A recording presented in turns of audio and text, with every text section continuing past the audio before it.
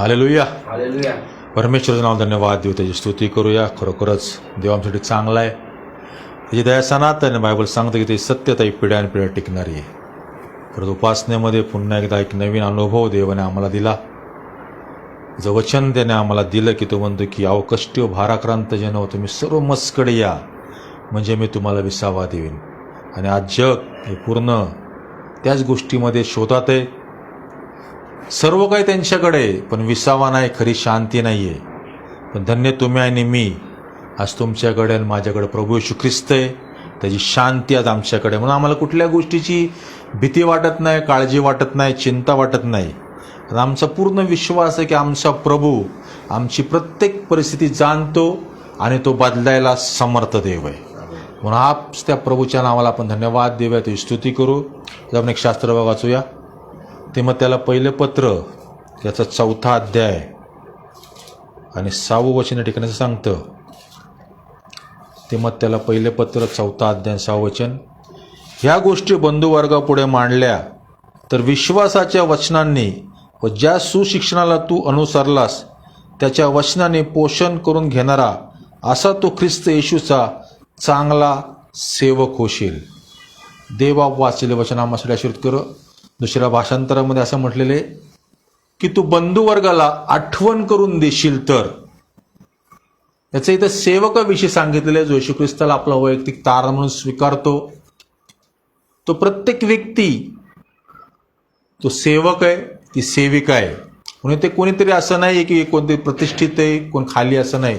ख्रिस्तामध्ये सर्व समान आहेत. ख्रिस्ताने सर्वांना तो अधिकार दिलेला आहे, कारण ख्रिस्त प्रत्येकासाठी त्या वधस्तंभावरती वाढला गेलेला आहे. म्हणून ह्या ठिकाणी संत पौल तिमोथेला सांगतो की ज्या गोष्टीची तू बंधुवर्गाला आठवण करून दिलीत ती अनुसरलास किंवा त्याच्या वचनाने पोषण करून घेणारा असा तू ख्रिस्त येशू चांगला सेवक होशील.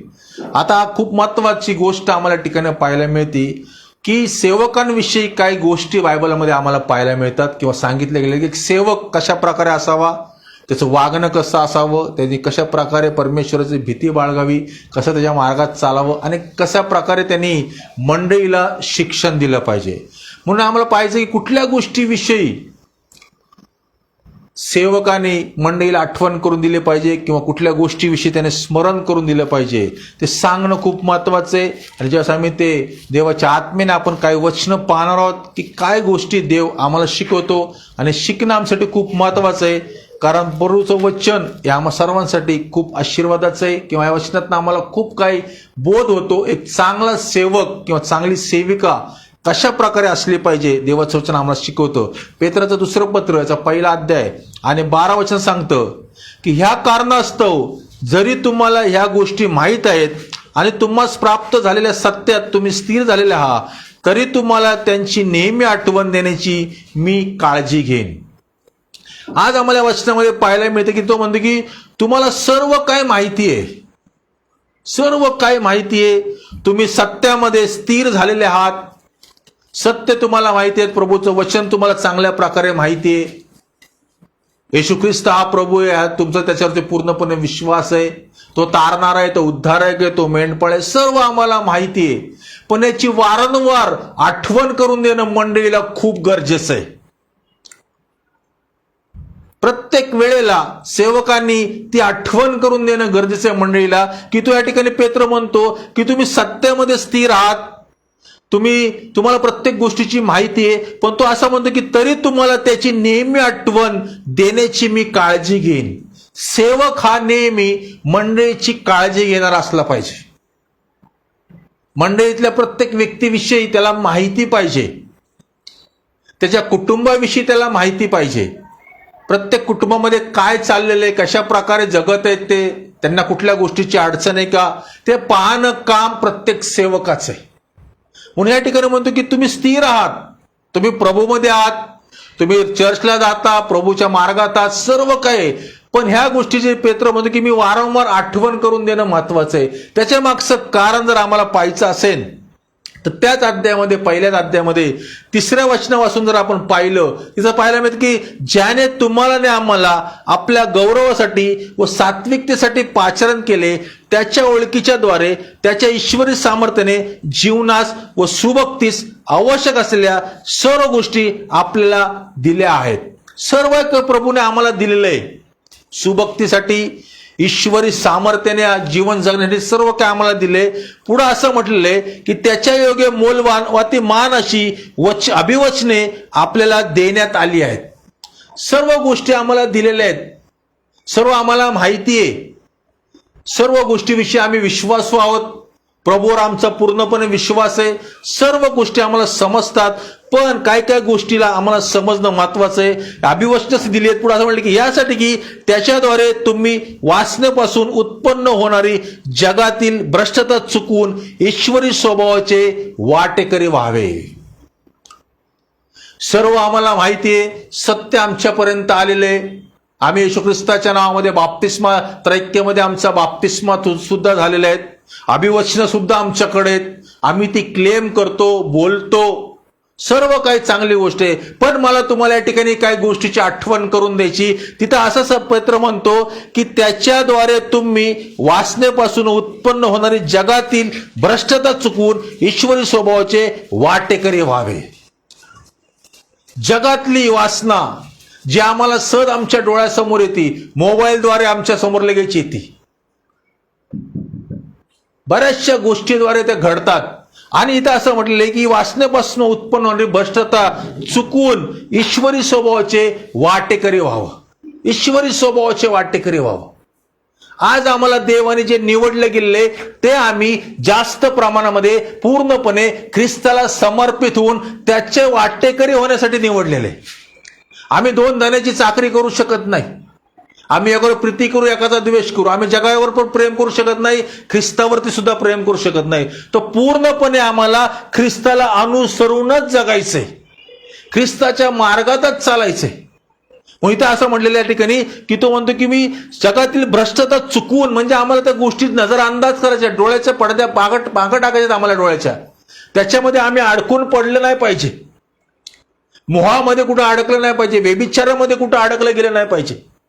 कुठल्या पापात मी अडकत आहे काय? रोज आम्हाला जगामध्ये युद्ध आहे आमचं. रोज या जगात वावरत असताना आम्हाला रोज युद्ध करायचंय. त्या युद्धामध्ये आम्हाला देवाकडे रोज कृपा मागितली पाहिजे. प्रभू मला ती कृपा पुरव की जे युद्ध मी रोज लढत आहे या जगातल्या प्रत्येक मोहात, लोभात असताना, नाना प्रकारचे अटॅक आमच्यावर होतात त्या जगामध्ये. कुठल्या प्रकारचा मोह आम्हाला येतो. पण ते सर्व बायबल सांगतं की ती सर्व भ्रष्टता चुकवून ईश्वरी स्वभावाचे वाटेकरी व्हायचे आम्हाला.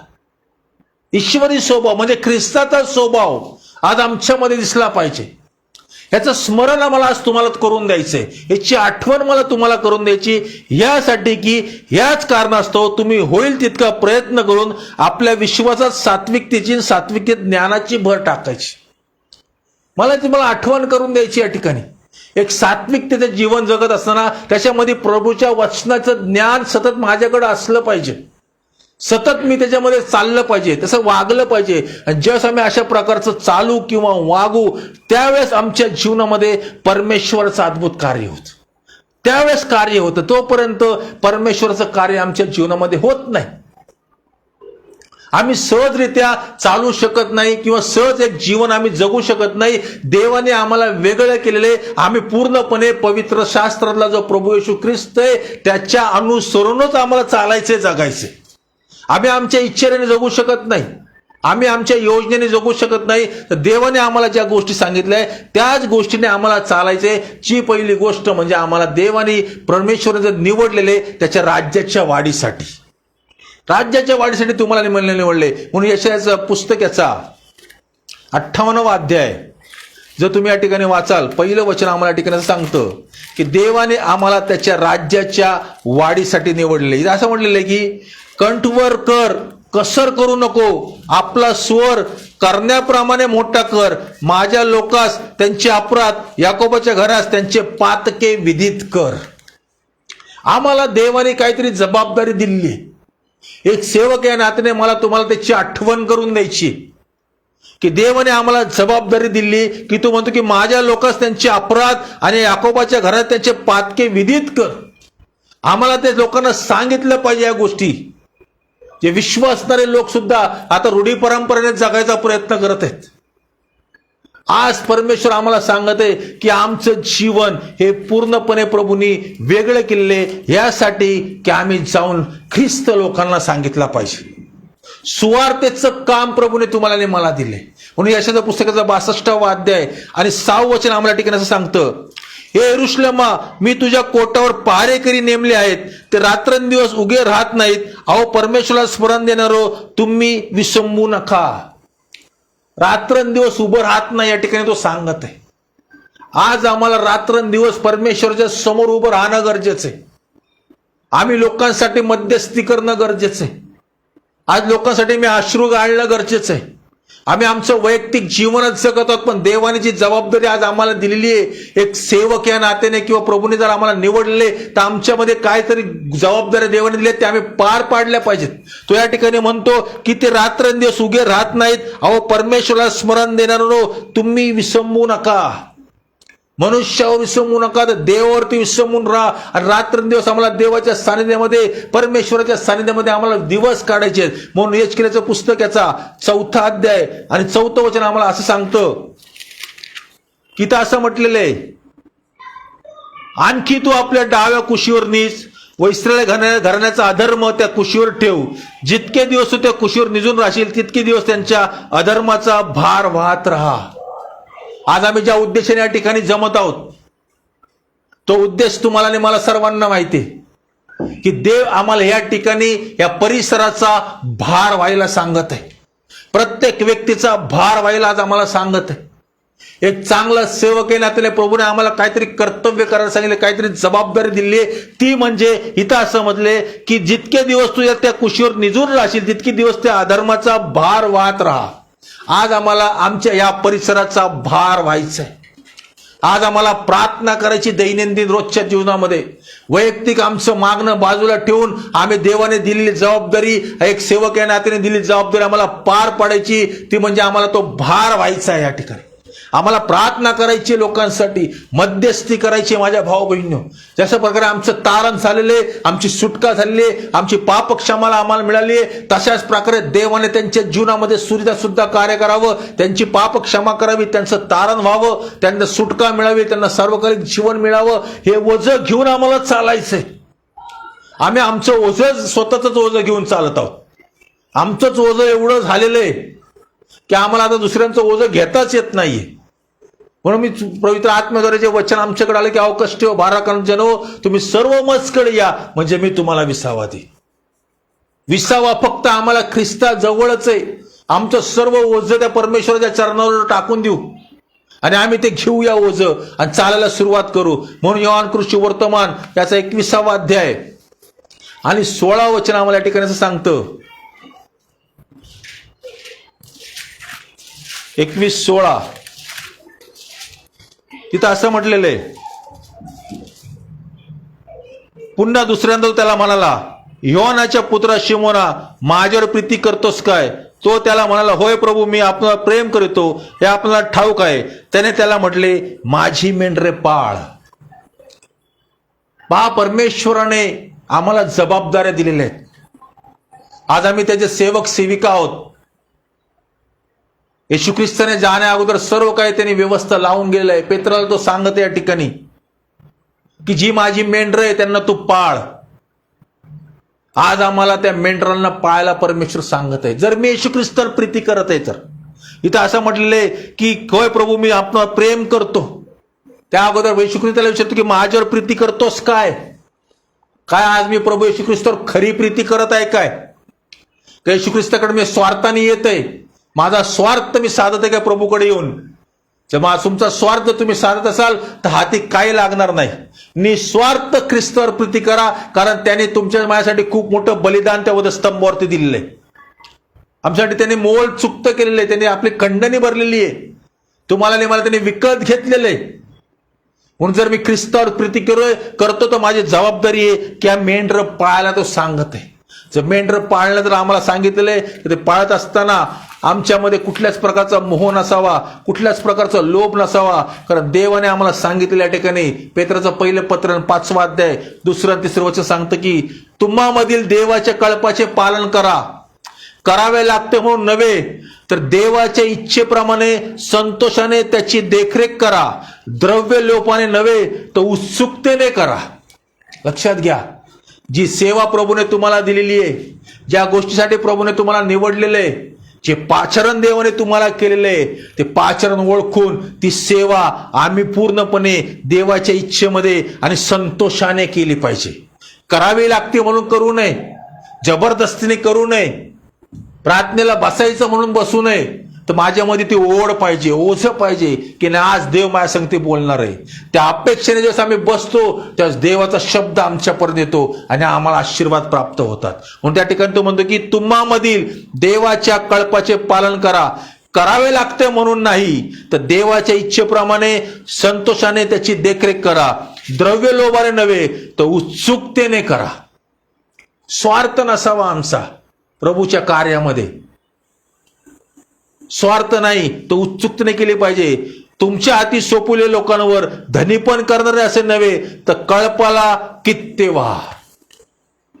कित्ते व्हायला सांगितले तुम्हाला आणि मला परमेश्वराने. म्हणून तो म्हणतो की तू माझ्यावर प्रीती करतोस काय, तर माझी मेंढरं पाळ. आज माझ्या भाऊ बहिणींनो, आज आम्ही प्रत्येक जण प्रभूचे दास आणि दासी आहोत. प्रत्येक सेवा परमेश्वराने आम्हाला दिलेली, ती सेवा करत असताना परमेश्वराच्या काय गोष्टी आहेत, जे वचन देवाने आम्हाला दिले आहेत, काय आज्ञा दिले आहेत, काय नियम दिले आहेत, ते आम्ही काटेकोरपणे पाळणं खूप गरजेचं आहे. म्हणून तो म्हणतो की तुम्ही संतोषाने देवाच्या इच्छेनुसार सेवा करा. द्रव्य लोभाने नव्हे, उत्सुकतेने करा. आनंदाने देवाची सेवा करा. आनंदाने परमेश्वराजवळ प्रार्थना करा. आनंदाने एकमेकाची ओझी व्हा. आनंदाने प्रभूचं वचन वाचा. त्याच्यामध्ये कुठला स्वार्थ ठेवू नका, तर देवाकडे या आणि प्रभूला घे, प्रभू तुझ्या राज्याच्या वाढीसाठी तू माझा उपयोग करून घे. हा एक असा आम्हाला ते आवेश पाहिजे, आम्हाला ते वेळ लागलं पाहिजे की परमेश्वरा काय करून मला तुझ्या राज्याच्या वाढीसाठी माझा उपयोग झाला पाहिजे, तुझ्या गौरवासाठी माझा उपयोग झाला पाहिजे. ही एकच प्रार्थना आमची असावी. एकच देवाकडे मी मागितलं पाहिजे. म्हणून तो म्हणतो की तुम्हामधील देवाच्या कळपाचे पालन करा. करावे लागते म्हणून नव्हे, काहीतरी जबरदस्तीने करायचंय म्हणून करायचं नाही, तर उत्सुकता असली पाहिजे, आमच्यामध्ये आनंद पाहिजे. म्हणून बायबल सांगते की ज्यावेळेस ते मला म्हणाले की आपण चला देवाच्या मंदिरामध्ये जाऊ, त्यावेळेस मला आनंद झाला. मला आनंद झाला पाहिजे प्रभूकडे येताना. मला ती इच्छा झाली पाहिजे की आज प्रभूच्या समोर मला बसायचंय, मला तर वचन ऐकायचंय, त्याची उपासना आत्म्यानं खरेपणाने करायची आहे, त्याच्या नावाला धन्यवाद द्यायचे, त्याचे उपकार स्मरण करायचे. देवाने माझ्या जीवनामध्ये जे अद्भुत कार्य केलेले, अद्भुत चिन्ह चमत्कार केले, या सर्व गोष्टीची आठवण करून ज्यावेळेस मला समजतं की मी परमेश्वराने माझ्यासाठी किती केलेले, त्यावेळेस माझं मन देवाला आनंदाने भरलेलं पाहिजे, आनंदाने स्तुतिस्तवन झालेलं पाहिजे. म्हणून तो म्हणतो देवाच्या इच्छेप्रमाणे संतोषाने त्याची देखरेख करा. द्रव्य लोभाने नव्हे, तर उत्सुकतेने करा. तुमच्या हाती सोपवलेल्या लोकांवर धनीपण करू नका. आज जे काही लोक परमेश्वराने दिलेले तुम्हाला सेवकांना, त्यांच्यावरती तुम्ही धनीपण करू नका. तर ते मंडळी ती देवाची कळप आहे, देवाची लोक आहे असं समजून तुम्ही त्या कळपाला कित्ते व्हा. म्हणजे तुमची साक्ष त्यांच्या समोर चांगली असू द्या. धनीपण करायला देवाने सांगितलेलं नाहीये, पुढारी पण करायला सांगितलेलं, पण धनीपण नाही करायचं आम्हाला. मंडळी कोणाची गुलाम नाहीये, कुठल्या सेवकाची नाहीये.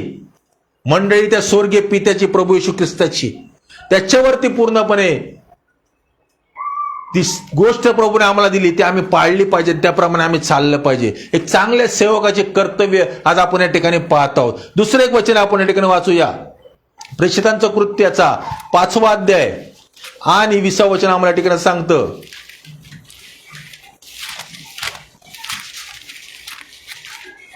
प्रेषित 5:20. आज आम्ही विश्वासणारे लोक आहोत. आमचं वागणं, बोलणं, चालणं सर्व काही प्रभूच्या समक्षतेमध्ये, प्रभूच्या योजनेमध्ये असलं पाहिजे. तिथं असं म्हटलेलं की जा आणि मंदिरामध्ये उभे राहून या जीवनाचा सर्व संदेश लोकांना सांगा. सांगितलेलं देवाने आम्हाला जीवनाचा संदेश सांगायला सांगितलेला आहे. येशू ख्रिस्त जीवन देणारा देव आहे. येशू ख्रिस्त सार्वकालिक जीवन देतो. येशू ख्रिस्त पापांची क्षमा करतो. येशू ख्रिस्त कुठला धर्म बदलायला आलेला नाही. येशू ख्रिस्त फक्त तुमचं जीवन बदलायला आलेला आहे. व्यसनातनं सोडवायला आलेला आहे, पापांची क्षमा करायला आलेला आहे, आरोग्य दिलेलं आहे. म्हणून तो म्हणतो की जा मंदिरात उभं राहून या जीवनाचा मार्ग सर्व संदेश लोकांना सांगा. आम्हाला जबाबदारी दिलेली आहे. काय सांगायचं आम्हाला की जीवनाचा मार्ग प्रभू येशूच आहे. सार्वकालिक जीवनात घेऊन जाणारा मार्ग फक्त प्रभू येशूच आहे. तो म्हणतो की मार्ग सत्य व जीवन मीच आहे, माझ्याद्वारे आले वाचून पित्याकडे कुणीच जाऊ शकत नाही. हे आम्हाला देवाने सांगायला सांगितलेले की जाऊन मंदिरात उभं राहा आणि जीवनाचा संदेश द्या. आर्थिक गोष्टीचा संदेश देऊ नका, जीवनाचा संदेश. जीवन एकच देणार आहे, तो म्हणजे ख्रिस्त. आणि ज्यावेळेस आम्ही तो संदेश देतो त्यावेळेस परमेश्वराचं कार्य आम्ही करत असतो. इफिसियन्स पत्राचा 3 अध्याय आणि 9 वचन या ठिकाणी आम्हाला सांगतं.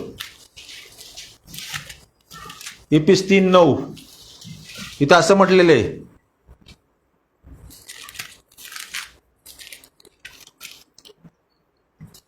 ज्याने सर्व काही निर्माण केले त्या देवाच्या ठाई युगादी कालापासून गुप्त राहिलेल्या रहस्याची व्यवस्था काय हे सर्वांना प्रकाशित करून दाखवावे. हे सेवकांचं कर्तव्य आहे.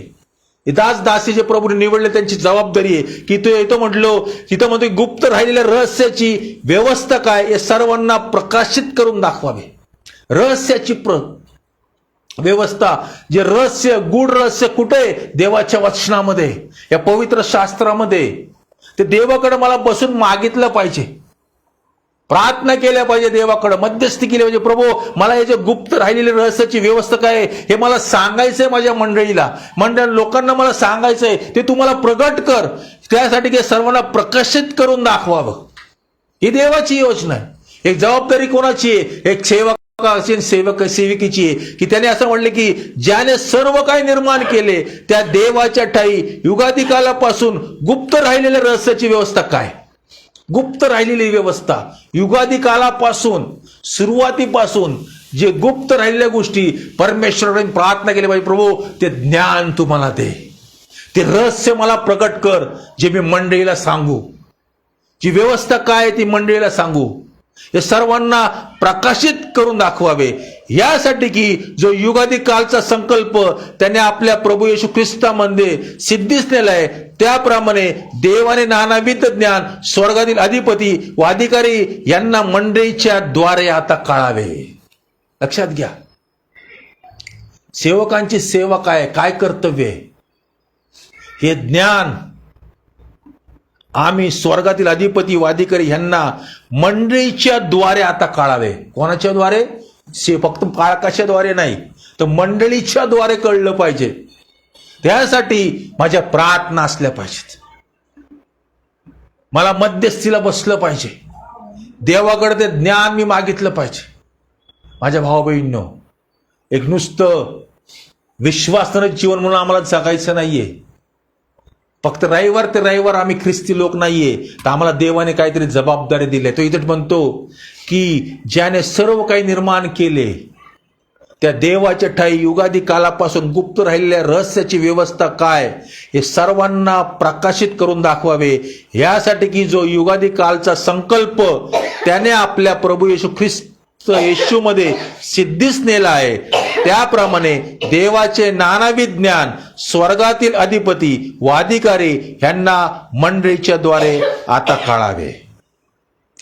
जो संकल्प प्रभू येशू ख्रिस्तामध्ये सिद्धीस नेलाय, जो आत्ताच आपण साजरा केला, गुड फ्रायडे, ईस्टर, तो काय संकल्प होता? कुठल्याही मानवाचा नाश होऊ नये, तर प्रत्येकाचं तारण व्हावं. हा संकल्प येशू ख्रिस्तामध्ये स्वर्गीय पितेने सिद्धीस नेला. त्याप्रमाणे देवाने नानाविध ज्ञान स्वर्गातील अधिपती व अधिकारी यांना मंडळीच्या द्वारे आता कळवावं. आता वेळ मंडळीची आहे.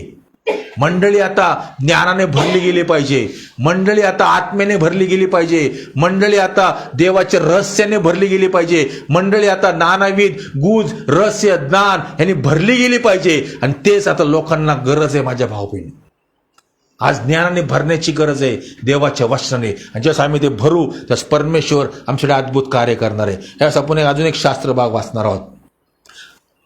योहान पुष्टी वर्तमानाचा 7वा अध्याय आणि 18 वचन या ठिकाणी आम्हाला सांगतं, जो आपल्या मनचे बोलतो तो स्वतःचेच गौरव पाहतो, परंतु आपणाला ज्याने पाठवले त्याचे गौरव जो पाहतो तो खरा आहे.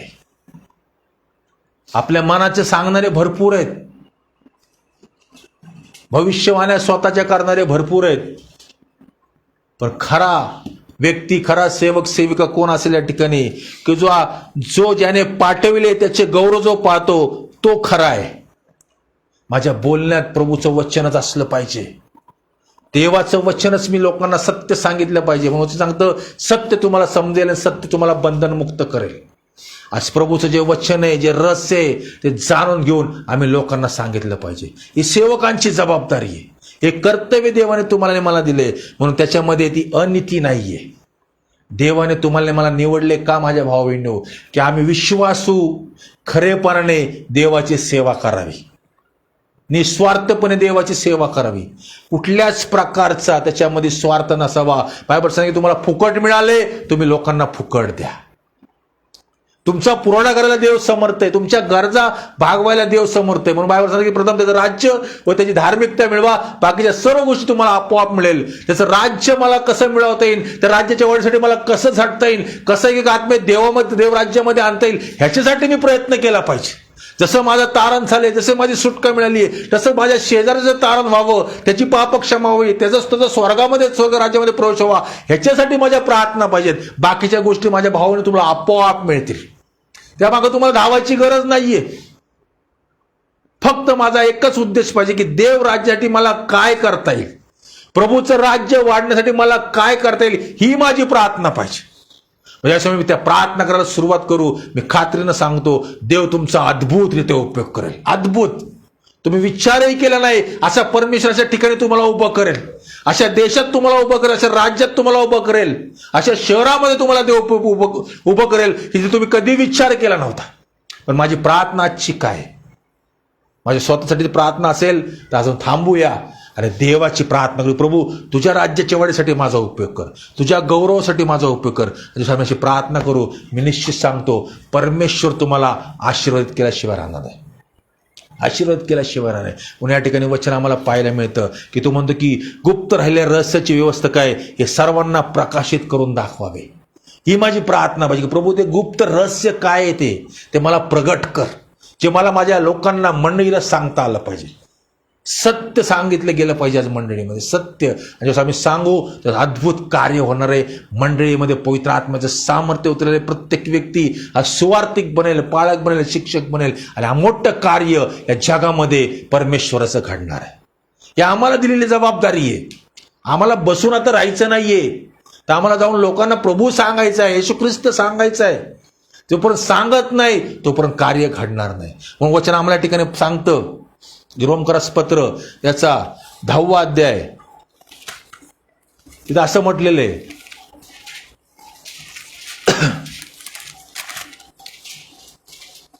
जर ज्याच्यावर त्यांनी विश्वास ठेवला नाही त्याचा धावा ते कसे करतील, आणि ज्याच्याविषयी त्यांनी ऐकले नाही त्याच्यावर ते विश्वास कसा ठेवतील, आणि घोषणा करणारे वाचून ते कसे ऐकतील, आणि त्यांना जर पाठवले नाही तर ते घोषणा तरी कशी करतील.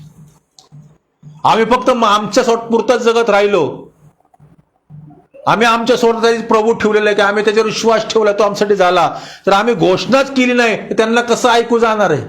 आम्ही आमच्या मुखाने बोलत नाही की येशू प्रभू आहे, येशू जिवंत देव आहे, ते लोकांना कळणार कसं, आणि ते पाठवलंच गेलं नाही तर घोषणा तरी कशी करतील.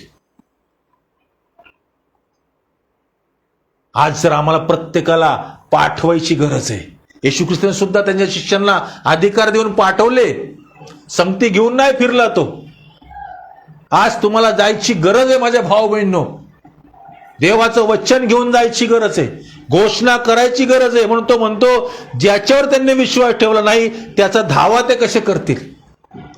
आम्ही सांगितल्यात नाही ते विश्वास कसा ठेवतील, आणि त्यांनी विश्वास ठेवला ते धावा तरी कसा करतील.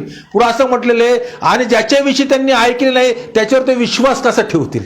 येशू जर मी माझ्या शेजारच्याला सांगितलंच नाही तर ते कशावर विश्वास ठेवतील. ही माझी जबाबदारी आहे, हे माझं कर्तव्य आहे, की मला येशू ख्रिस्त सांगितला पाहिजे. मी सांगितलंच नाही तर केवळ काय काम होणार, काय काम नाही होणार प्रभूचं.